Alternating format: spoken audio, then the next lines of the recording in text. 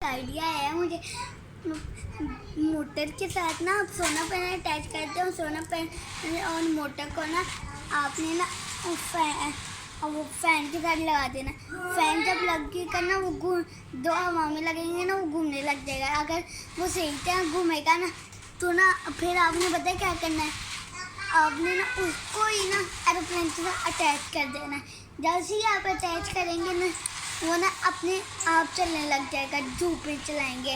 कैसे? ऊपर कुछ लगाएंगे मोटर के साथ? मोटर के साथ फैन लगेगा ना। फैन लगेगा लेकिन अपने आप कैसे चलेगी मोटर? बैटरी तो कोई लगाई नहीं।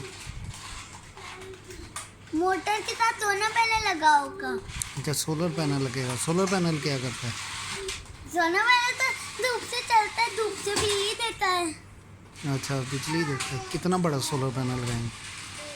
इतना इतना सा उसमें मोटर चल जाएगी? हाँ, क्या? और मोटर इतनी सी होनी चाहिए। तो धूप खत्म होगी तो क्या होगा? धूप खत्म होगी तो वो प्लेन चलेगा ही नहीं। हाँ। जितनी देर धूप रहेगी उतनी देर वो चल जाएगा, और धूप खत्म वो भी चलना खत्म। ओके, ठीक है। What an idea.